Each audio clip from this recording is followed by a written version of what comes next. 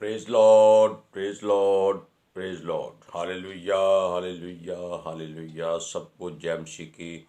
परमेश्वर, हमारा परमेश्वर जो सबका परमेश्वर है, वो अपने लोगों को पुकारता है और उनकी पुकार को सुनता है। आज के सुसमाचार के लिए परमेश्वर की बेटी प्रार्थना करेगी। सबको जय मसीह की। परमेश्वर आप सबके साथ है और आप सबसे बहुत प्रेम करता है।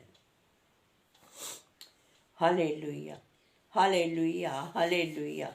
महान परमेश्वर, सर्वशक्तिमान ईश्वर, जमीन आसमान दे मालिक ते खालिक, तुहाडा धन्नवाद, तुहाडा शुक्र करते स्वामी। ਅੱਜ ਦੇ ਸੁੰਦਰ ਦਿਨ ਲਈ, ਸੁੰਦਰ ਸਮੇਂ ਲਈ, ਸੁੰਦਰ ਸੁਬਾਹ ਲਈ ਪਿਤਾ ਜੀ, ਜੋ ਸਾਡੀਆਂ ਜ਼ਿੰਦਗੀਆਂ 'ਚ ਬਖਸ਼ੀ ਪ੍ਰਭੂ, ਖੁਸ਼ੀਆਂ ਤੇ ਆਨੰਦ ਦਾ ਦਿਨ ਬਖਸ਼ਿਆ, ਤੰਦਰੁਸਤੀ ਦਿੱਤੀ ਔਰ ਆਪਣੇ ਕਦਮਾਂ 'ਚ ਬੈਠਣ ਲਈ ਆਪਣਾ ਫਜ਼ਲ ਬਖਸ਼ਿਆ ਪ੍ਰਭੂ। ਤੁਹਾਡਾ ਧੰਨਵਾਦ, ਤੁਹਾਡਾ ਸ਼ੁਕਰ ਕਰਦੇ ਹਾਂ ਸੁਆਮੀ। ਔਰ ਹਰ ਰੋਜ਼ ਦੀ ਸੇਵਾ ਬਖਸ਼ੀ ਪ੍ਰਭੂ, ਬਚਨ ਦਿੰਦਿਆਂ ਪ੍ਰਚਾਰ ਕਰਨਾ ਪ੍ਰਭੂ, ਉਸ ਲਈ ਵੀ ਤੁਹਾਡਾ ਧੰਨਵਾਦ, ਤੁਹਾਡਾ ਸ਼ੁਕਰ ਕਰਦੇ ਹਾਂ ਸੁਆਮੀ। ਹੁਣ ਬੇਨਤੀ ਕਰਦੇ ਪਿਤਾ ਜੀ, ਹੁਣ ਤੁਸੀਂ ਆਪਣੇ ਵਚਨ ਦੇ ਅਨੁਸਾਰ ਸਾਡੇ ਵਿਚਕਾਰ ਆਓ ਔਰ ਵਚਨ ਪੜ੍ਹਨੀ, ਪ੍ਰਚਾਰ ਕਰਨੀ, ਸਾਡਾ ਮੂੰਹ ਬਣ ਕੇ ਬੋਲੋ ਪਿਤਾ ਜੀ, ਤਾਂ ਕਿ ਤੁਹਾਡਾ ਦਿੱਤਾ ਵਚਨ ਤੁਹਾਡੀ ਇੱਛਾ ਦੇ ਮੁਤਾਬਿਕ ਪਿਤਾ ਪਰਮੇਸ਼ਵਰ ਦੁਨੀਆ ਦੀ ਸ਼ੋਰ ਤੱਕ ਪਹੁੰਚੇ। ਤੁਹਾਡਾ ਧੰਨਵਾਦ, ਤੁਹਾਡਾ ਸ਼ੁਕਰ ਕਰਦੇ ਹਾਂ ਪਿਤਾ ਜੀ।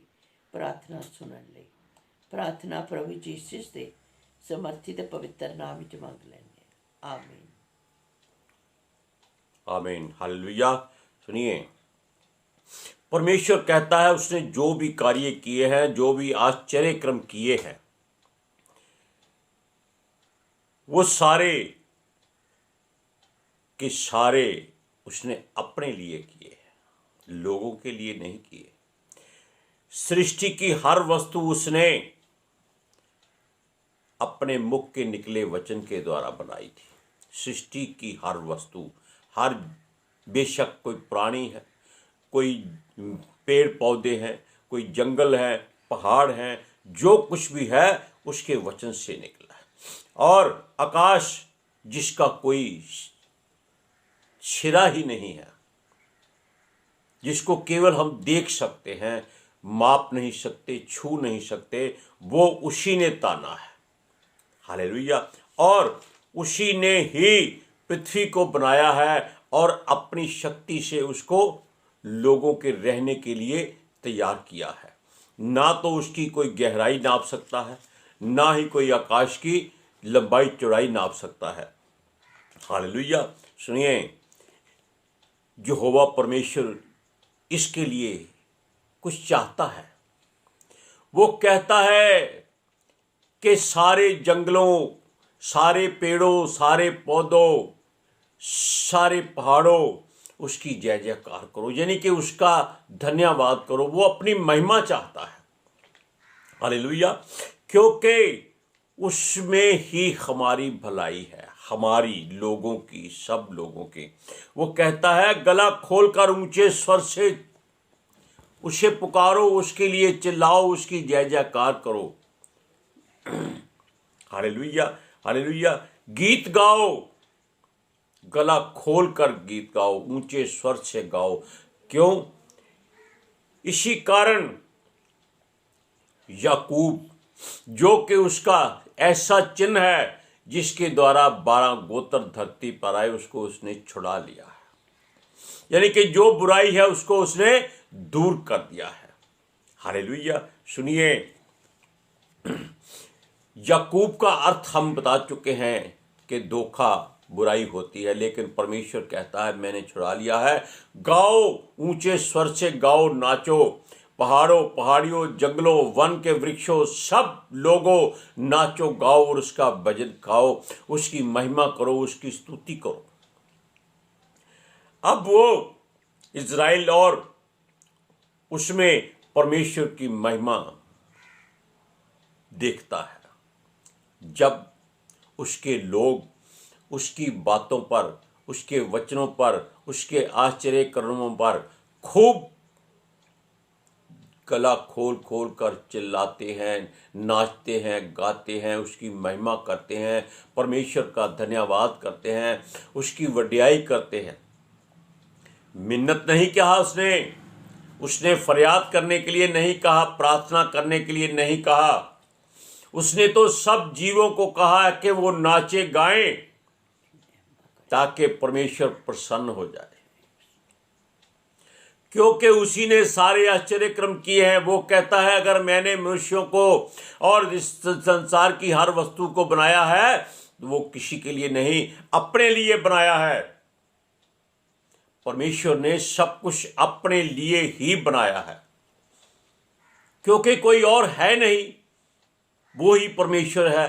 वो अकेला परमेश्वर है, अकेला सृजनहार है। इतने बड़े आकाश को उसने तान दिया।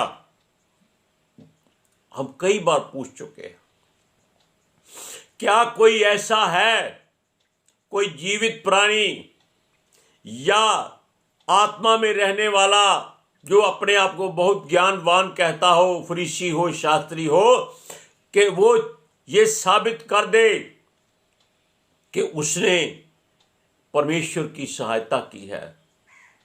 आपको कोई नहीं मिलेगा, कहीं नहीं मिलेगा, क्योंकि संसार की हर वस्तु को परमेश्वर ने ही बनाया है।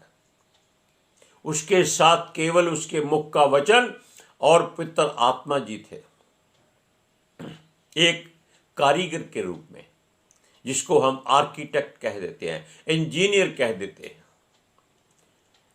और इन दोनों के सहयोग से परमेश्वर ने ये सब कुछ तैयार किया।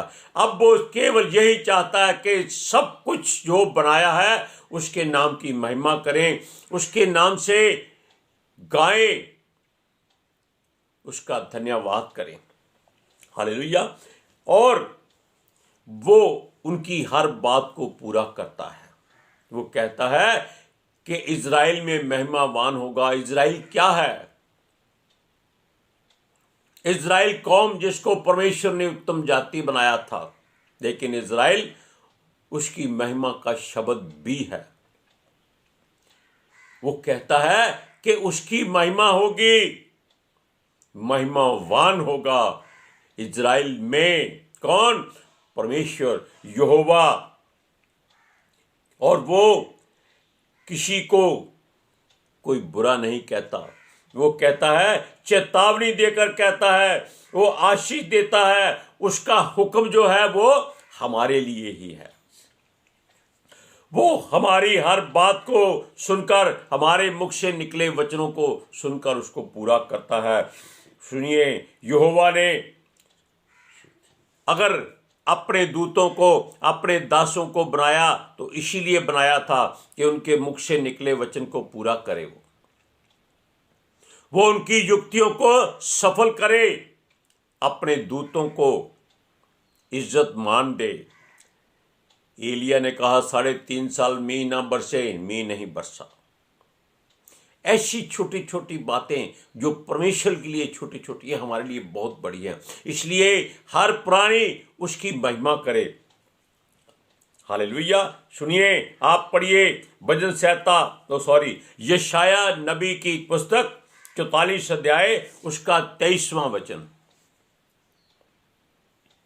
हे आकाश ऊंचे स्वर से गा, क्योंकि यहोवा ने ये काम किया है। हे पृथ्वी के गहरे स्थानों, जय जयकार करो।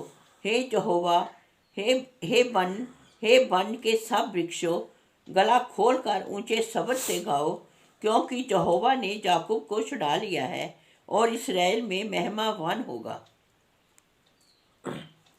Praise Lord, praise Lord.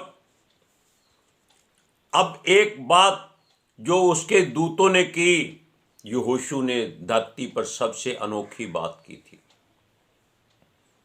यहोशू ने सूरज और चांद दोनों को हुक्म दे दिया था कि रुक जाओ, जहां है वहीं थमे रहो, जब तक वो ना कहे। ये परमेश्वर अपने दूतों के, अपने दासों के मुख से निकले वचनों को पूरा करता है। उनकी सारी युक्तियों को वो पूरा करता है। सारी धरती के प्राणी मुर्दा हो चुके थे उस समय, क्योंकि सारा समय रुक चुका था। केवल युद्ध चल रहा था और कुछ नहीं चलता था। परमेश्वर की महिमा देखो। यहोशू के मुख से निकले वचन को उसने पूरा किया, पूरी सृष्टि को रोक दिया 4 पहर तक, यानी कि 12 घंटे तक। एक पहर 3 घंटे का होता है। हालेलुया। क्योंकि वो कहता है उसके दूत जो उसकी युक्ति करते हैं वो उनको सफल करता है, पूरा करता है। वो उनको कभी लज्जित नहीं होने देता। आप खुद इस बात को परख सकते हैं, क्योंकि वचन में लिखा है। वो कहता है परख कर देखो यहोवा भला है। क्यों कहा उसने? ताकि लोग उससे भय ना खाएं, उसके करीब जाएं, उससे आशीष पाएं, उससे बरकत पाएं, उससे सामर्थ पाएं और शुद्ध हो जाएं। क्योंकि वो ये भी कहता है कि पवित्र बनो, क्योंकि तुम्हारा परमेश्वर यहोवा पवित्र है।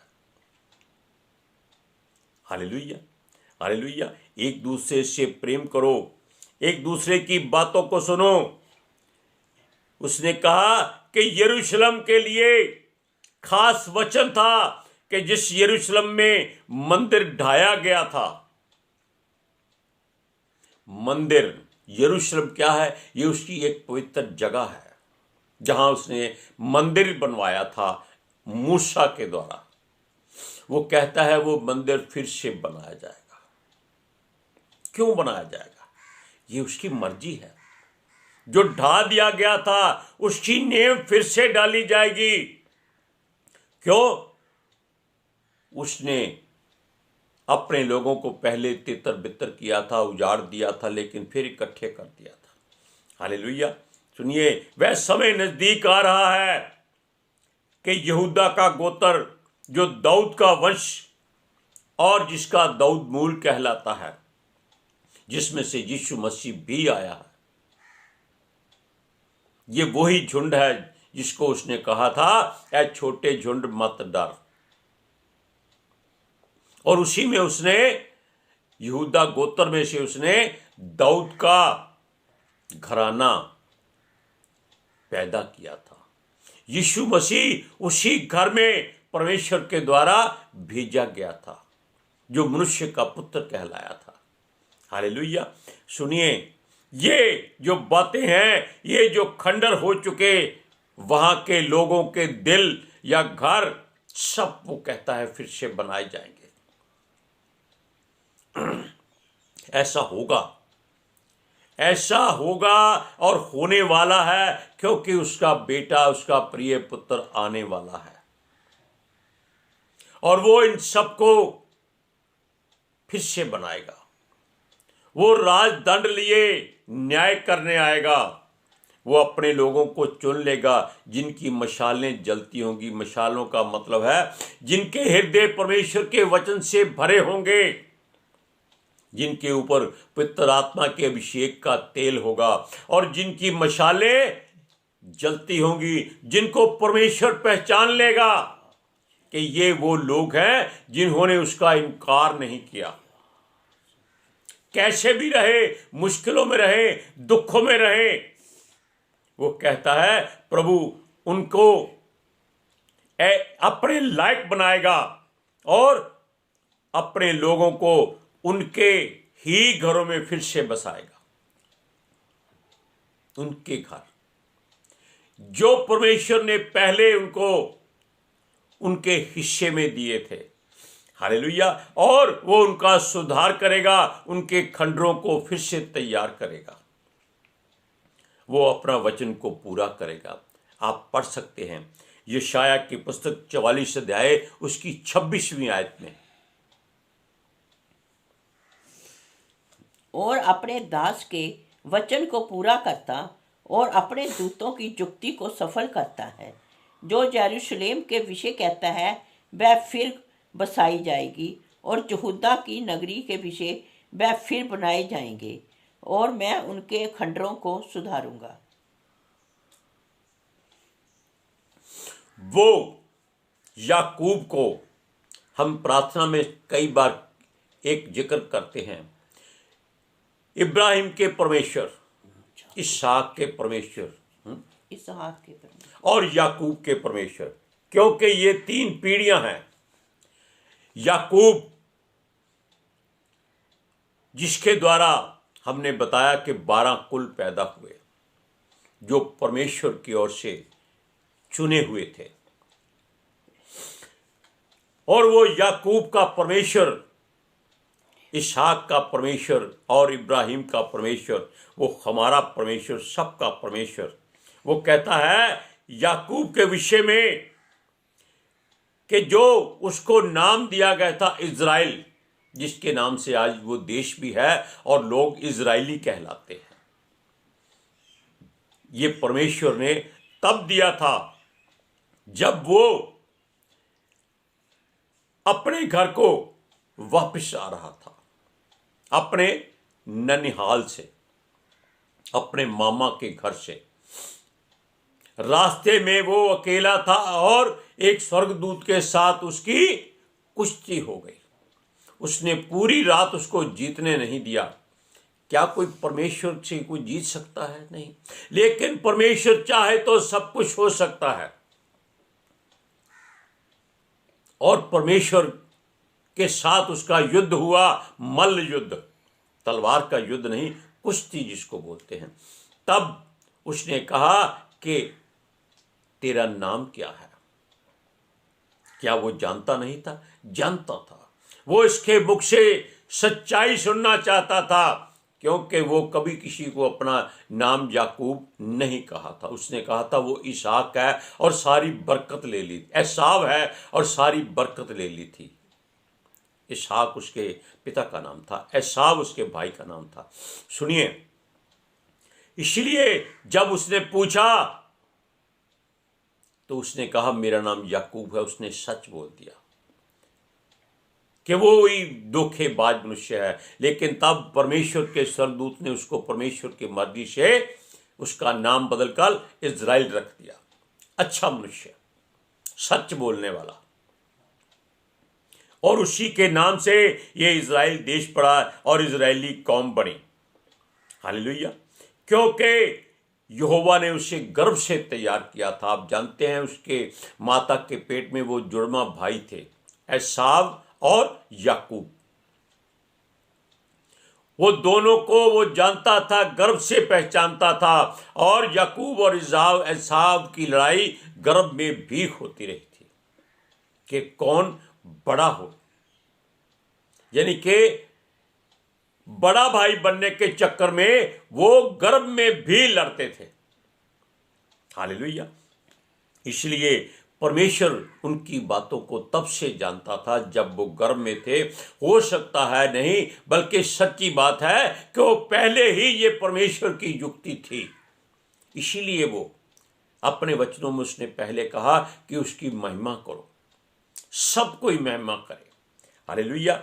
परंतु यहोवा परमेश्वर उसकी सहायता करेगा, ये उसने वादा किया था। किससे? याकूब थे, क्योंकि वो मन से परमेश्वर की ओर से था, लेकिन उसके हृदय में धोखेबाजी थी। और उसी की वजह से उसके सारी कौम को 430 वर्ष तक गुलाम रहना पड़ा था।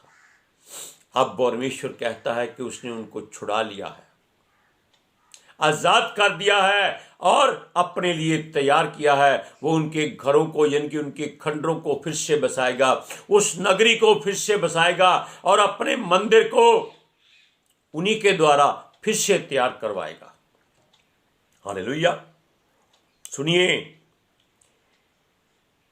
उसने याकूब से प्रेम किया।